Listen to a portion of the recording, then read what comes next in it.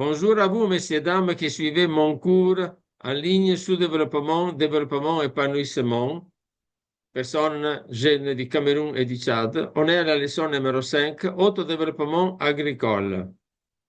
Et voilà un peu les consignes que j'avais données. Avant tout, je donne les questionnaires et après, je donne la leçon. Avant tout, je vous demande de faire sortir ce que vous connaissez et ce que votre tête produit. Et après, je donne ma leçon à complément.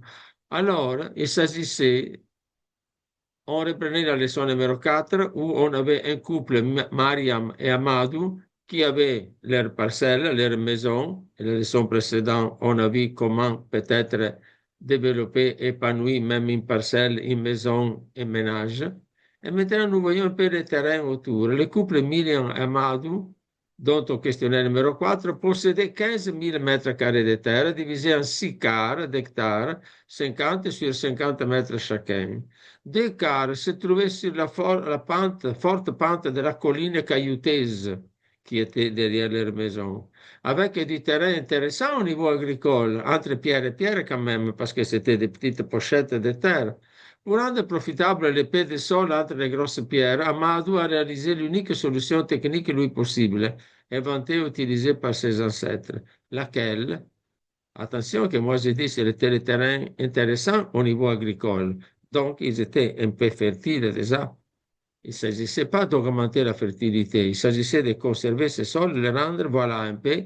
Alors, ce que vous trouvez ici comme photo et comme texte, il est pris de mon livre, Le bien-être au Sahel, que vous trouvez surtout en N'Djamena, à Maroua, auprès des associations locales partenaires des Incontri fra i Popoli ou du siège des Incontri fra i Popoli qui se trouve même à Maroua. Les terrasses. Quand la pente est trop forte, dans mon livre, j'écris nos ancêtres ont inventé les terrasses qui permettent de cultiver en toute sécurité et de façon profitable, même dans les versants abrupts, minimisant l'érosion et améliorant l'écologie. Les terrasses sont des terres pleines, des étendues horizontales, plus ou moins larges, disposées en escalier sur un versant et soutenues par un mur de pierre ou par un mur de terre recouvert de gazon particulier. Là, vous voyez la photo que j'ai tirée sur le mont Mandara. Ce sont vraiment ces monts de cailloux. Les meilleures terrasses à mur sont presque rendues invisibles par une végétation de graminées qui les recouvre, qui sert pour l'affouragement du bétail claustré pendant la saison des pluies. Le système racinaire stolonifère tiennent les pierres et surtout contrôlent les suintements de l'eau. Ils étaient vraiment intéressants. Dans la photo, on ne voit pas tellement ça, mais c'est très intéressant que souvent, il y a toujours justement des herbes. Construire une terrasse, ben, ce n'est pas le but ni de mon livre, ni de ma leçon maintenant. Attention quand même, il est fondamental de colmater les brèches des terrasses dès qu'elles apparaissent.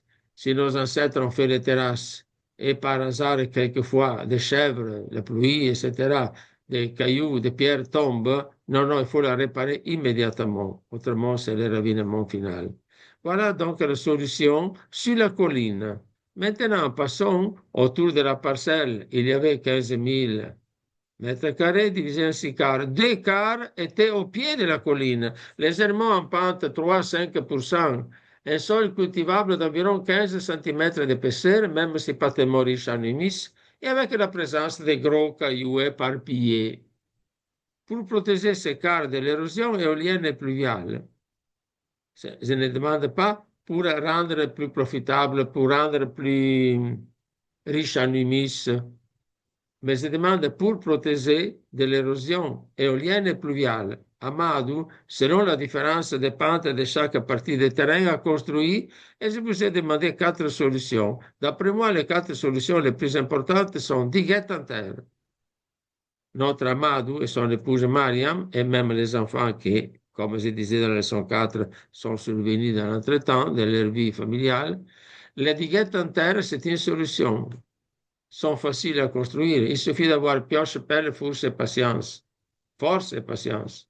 On construit un brûlé continu de terre de 20 60 cm de hauteur à compacter avec la pelle. La fosse que tu creuses doit avoir 30 cm de profondeur et 40 cm de largeur.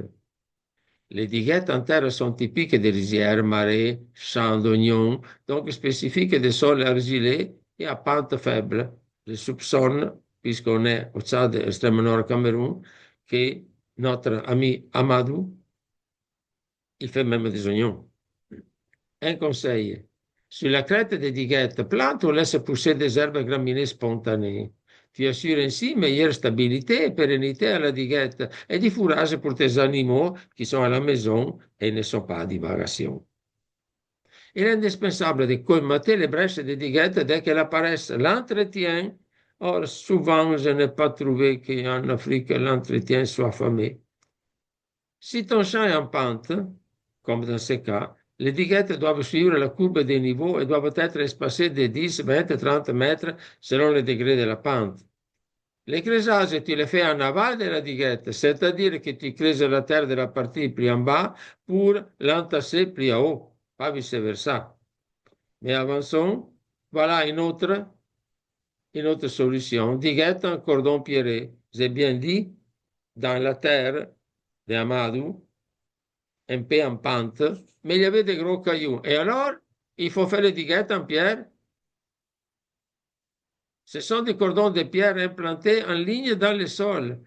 À la place de laisser des cailloux partout, tu les entasses et tu fais des diguettes en cordon pierré, respectant les courbes de niveau. Tu peux les rendre plus performantes en insérant entre les pierres de l'argile, de la paille et des branchettes, justement pour protéger davantage. Mais il y a une autre diguette en réseau en nid d'abeilles. Il s'agit des micro-diguettes. Et vous voyez qu'il y a des cailloux, même dans la photo. Donc, puisqu'Amadou a des cailloux, il peut faire des diguettes en cordon pierré, mais il peut faire même des diguettes en réseau en nid d'abeilles. Micro-diguettes entrelacées entre elles, parfois enrichies des filtres de paille, des branchettes, des cailloux. Donc, on prend tout. Ce type de diguette coupe les ruissellements unique en une myriade de petits ruisseaux continuellement freinés par les changements de direction imposés par les diguettes. Vous voyez la photo, c'est joli. Hein?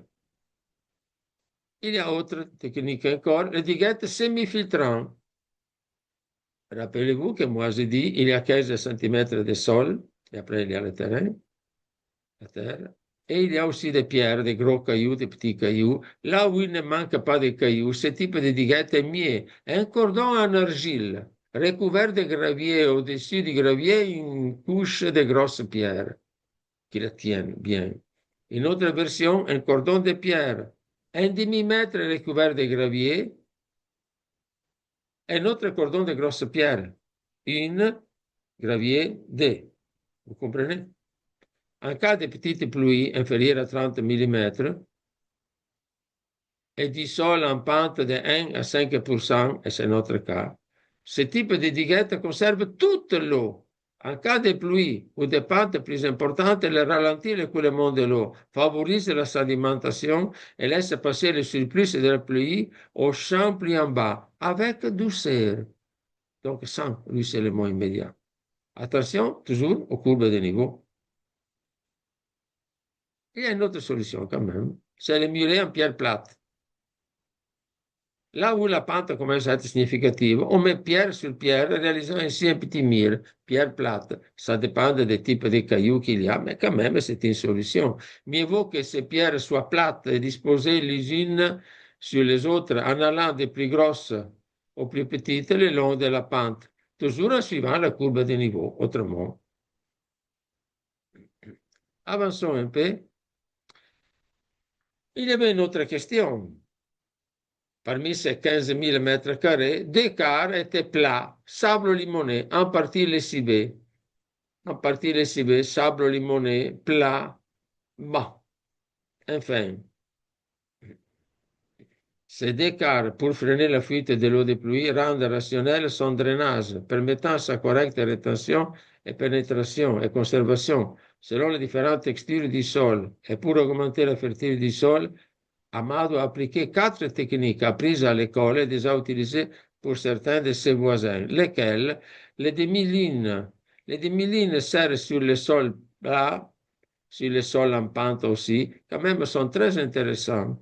Ah, entre parenthèses, toutes ces techniques que moi je vous expose, d'après les études que j'ai faites, peut-être je me trompe, n'ont pas été les Européennes, les grandes institutions qui ont inventé, ont été des agriculteurs, je ne dis pas le mot paysan, n'est-ce pas? Des agriculteurs africains de la zone sahélienne, je ne sais pas si du Burkina Faso, du Mali, du Niger, du Cameroun, du Tchad, qui ont inventé ça. Et les grands savants qui venaient pour développer la population africaine ont dit, tant, ils sont plus intelligents que nous. Ils ont fait des études particulières pour voir si cette créativité des agriculteurs sahélienne était intéressante ou pas. Et maintenant, tu les trouves dans tous les manuels, toute la littérature officielle internationale. Mais personne n'a remercié l'entrepreneuriat mental des agriculteurs africains. Revenons à nous. Les demi-lignes. La méthode consiste à creuser des trous en forme de demi-lignes suivant la pente et les courbes du niveau du terrain, avec l'objectif d'augmenter l'infiltration de l'eau. Là où la pluviométrie est faible, le terrain est un peu en pente, aux mêmes places si tu veux, transforme trace des demi-cercles d'environ 2 mètres de rayon, espacés chacun de plus ou moins 2 mètres, en ligne suivant les courbes de niveau. Creuse leur intérieur d'une profondeur d'environ 20 cm, donc une chose comme ça. Dépose la terre prélevée autour de la circonférence, créant ainsi une diguette à demi-ligne. Il me semble que les images et les photos sont formidables. Répand l'intérieur du demi-cercle avec du compost, du fumier, des débris, des récoltes, d'autres matériels organiques. Là seulement, tu fertilises le terrain. Recouvre le tout d'immenses couches de terre. Pourquoi il faut recouvrir l'engrais d'immenses couches de terre? Parce que autrement, le soleil fait évaporer l'azote, un élément trop précieux pour tes cultures. Attention, si tu mets de l'engrais organique sur tes champs, il faut toujours le recouvrir. Autrement, vite, vite, l'azote s'en va et tu as perdu une bonne partie de l'utilité de l'engrais organique que tu as éparpillé. Sème une plante à l'intérieur du demi-cercle et la suite, tu peux la deviner. Bien sûr, c'est plus de travail. C'est une augmentation du travail, mais récompensée par la satisfaction de l'augmentation de la récolte. Si tu faisais 4 sacs, avec les demi-lignes, tu feras 5 sacs de récolte. Attention, la ligne du diamètre est en amont, la diguette en demi-ligne est en aval, puisqu'elle sert pour freiner et retenir l'eau de pluie et empêcher sa fuite, son ruissellement. Attention, les demi-lignes sont disposées en quiconque. Et si vous regardez bien la photo, vous comprenez qu'est-ce que signifie le mot quiconque. Un peu différencié entre ligne et ligne. Avançons. Il y a les ailes. C'est quoi les ailes? Regardez bien la photo en bas. C'est simple. Les ailes en langue morée, je vous avoue, je ne sais pas où on parle la langue morée, veut dire se lever tôt et se hâter pour préparer sa terre. C'est une technique que j'ai vue même avec mes yeux appliqués, de réhabilitation de la productivité du sol pauvre et encrouté, là où il ne faut pas perdre une seule goutte de pluie. Et tu dois vivre et survivre avec ta récolte à un terrain difficile, pauvre et encrouté. Et alors, qu'est-ce que tu fais? Creuses avec la haut des petites cuvettes à intervalles réguliers, larges de 25 cm et profondes de 25 cm, espacées d'environ 1 mètre. Dépose à l'intérieur du fumier composté ou en général de la biomasse sèche. Saupoudre la cuvette avec de la terre, autrement ton azote part. Sème au centre ton mil, ton niébé, ce que tu veux. Et la suite, ta récolte sera abondante. L'humidité et la fertilité sont concentrées exactement là où elles sont requises. Attention, si ton champ est en pente, dispose la terre en aval du trou, en sorte d'avoir les petites demi-lignes qui retiennent l'eau. Il y a une autre, finalement, solution, que c'est le Django. Django, c'est les ailes appliquées au sol souple et sablé. Les trous sont moins espacés, moins larges et moins profonds, parce que, justement, c'est une autre technique. Là, il faut étudier vos champs, vos sols, vos typologies de sols. Avançons un peu. Il y a une autre solution. Tout peut être mis ensemble. Ou bien, vous voyez la photo, c'est le paillage. Il s'agit de couvrir le sol de culture quand il est nu et le sol autour des plantes fruitières, par exemple, par une couche de débris végétaux secs, paille, tiges, herbes, feuilles, écorces, ce que tu as, tu les épands dans ton sol. La pratique date depuis des millénaires. Maintenant, c'est à nous, à vous, de continuer cette tradition. Parce que le paillage, et voilà tous les bénéfices du paillage. Protège le sol du dessèchement et du surchauffage dû au soleil, limitant la variation de température.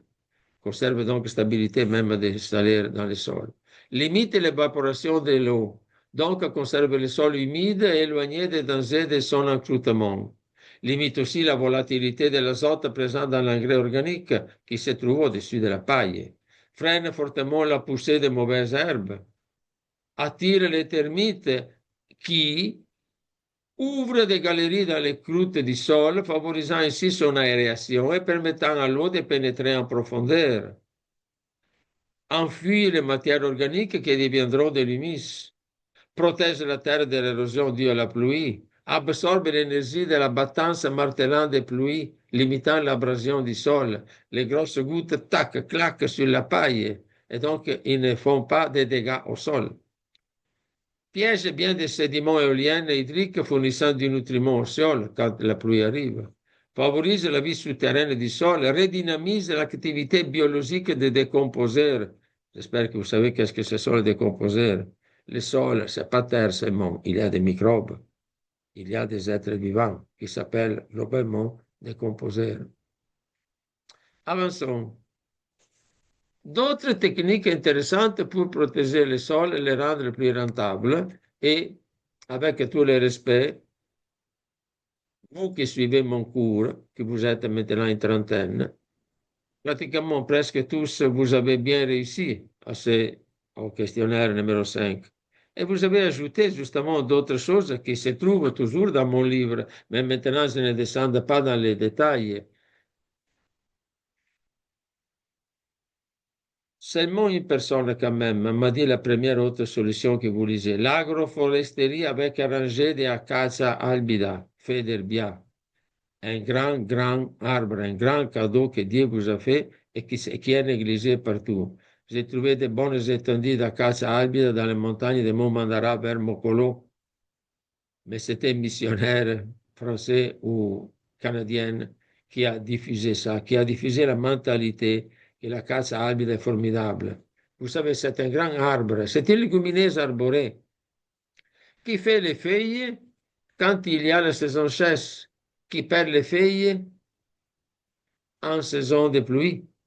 Donc, si ton terrain avait des rangées de tous les 8 mètres, 8 mètres, 8 mètres en ligne, d'acacia albida, grands, énormes, qui ont 40 ans, il couvrirait tout le sol d'assolement pendant la saison sèche. Mais il laisse libre la pluie de tomber quand il y a la saison des pluies, puisqu'il perd les feuilles. Et toutes ces feuilles tombent par terre, comme ces gousses tombent par terre, et ils enrichissent le sol. D'autant plus que les gousses sont produites au mois de janvier, n'est-ce pas? Et janvier, on entre dans la plaine, la plus grande saison sèche, mais les chèvres broutent les gousses, ou bien tu prends les gousses et tu les amènes dans ton enclos, n'est-ce pas? Mais si les chèvres broutent au-dessus de l'arbre, ils font caca et pipi là et fertilisent le sol. Et après, ces racines fixent l'azote. Enfin, vous voyez, l'érosion éolienne, l'érosion pluviale, la fertilisation du sol, c'est un grand arbre. Dommage qu'il ne soit pas répandu, parce qu'il est difficile peut-être à répliquer, à reproduire, mais je ne me perds pas sur les détails sur ça. Allez voir la littérature. Une autre solution que bien quelqu'un de vous a souligné, l'agroforesterie avec les haies vives au bord des champs, anacardier, le sénat, etc. Tout arbre cadeau de Dieu qui freine l'érosion éolienne. Après, à souligner toujours, la bourre transversale à la pente, suivant les courbes des niveaux. La bourre transversale à la pente, combien de fois j'ai vu je rappelle surtout au Rwanda, qui est cultivé selon la pente. Et puisque je fréquente ce pays depuis 40 ans, j'ai vu des collines totalement détruites. Même les villages, on ne pouvait pas plus les rejoindre parce que cultivant selon la pente, la colline a empêché même, a détruit même la route pour arriver, les sons. La bourre transversale à la pente, donc, fossé de diversion, fossé d'infiltration, c'est un peu comme des diguettes plus particulières. Bande d'arrêt NRB. Les bandes d'arrêt NRB, dans notre cas, quelqu'un me l'a souligné dans son, c'est formidable, moi j'ai apprécié, mais puisque notre ami Amadou a des champs de 50 mètres et la pente est minimale, après il y a même plat, tu ne fais pas de bandes d'arrêt NRB. Les bandes d'arrêt NRB, tu fais si tu as de grands champs. Par exemple, si tu as un champ large de 100 mètres, sur 100 mètres, donc un hectare, il est en pente de 3, 4, 5%. Après les champs, tu fais au moins 10, 20, 30 mètres de bande NRB avant d'aller dans l'autre champ. Je l'ai appliqué dans mon matinier quand je vivais à Touboro. Mais moi, j'avais 83 hectares cultivables. Et bien sûr que j'ai fait les bandes d'arrêt NRB puisqu'il avait une petite pente de 3, 4, 5%. Mais il faut avoir alors des grands étendues. Et après, il y a la fertilisation naturelle, l'apport d'engrais organique, que c'est un enrichissement, mais si tu apportes de l'engrais organique, tu fertilises le sol, d'accord, mais tu rends le sol plus souple qui retient l'eau sans la stagnation. Donc, c'est très important. Et après, quelqu'un m'a souligné correctement, rotation des céréales et légumineuses, ils auto-fertilisent en azote et toute fertilisation, c'est toujours souplesse du sol, rétention de l'eau et donc, l'eau entre plus facilement, mais ne fait pas la stagnation qui est dangereuse. Voilà un peu. Merci, il me semble d'avoir terminé. Merci et à la prochaine leçon. Ciao, ciao.